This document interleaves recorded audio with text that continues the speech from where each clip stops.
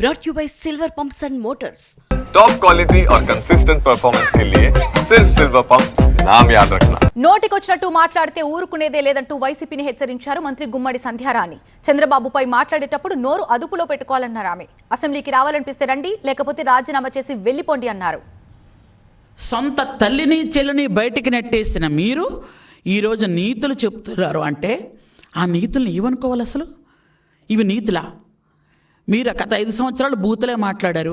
ఇప్పుడు మీ నోట్లో నుంచి నీతులు వస్తూ ఉంటే అవి కూడా ప్రజలకి చాలా దారుణంగా వినిపిస్తున్నాయి. ఎందుకంటే మీ అంత అసహ్యంగా, మీ అంత అవమానకరంగా, మీ అంత గుబ్సాకరంగా మేము మాట్లాడలేం. మాకెందుకంటే చంద్రబాబు నాయుడు గారు ఒక క్రమశిక్షణ నేర్పించారు. క్రమశిక్షణతో నీతి నిజాయితీలతో పనిచేస్తున్నటువంటి తెలుగుదేశం పార్టీ కార్యకర్తలం మేము. కాబట్టి మీకు మతిపోయి మాట్లాడుతున్నారు.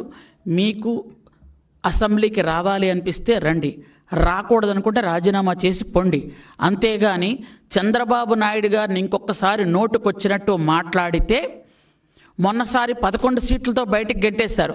ఈసారి వచ్చి మీ చొక్కా పట్టుకొని ఖచ్చితంగా కార్యకర్తే కాదు ప్రతి ప్రజలు కూడా నిలదీసి అడగాల్సినటువంటి ఒక దురదృష్టమైనటువంటి చర్య తెచ్చుకుంటారు మీరు.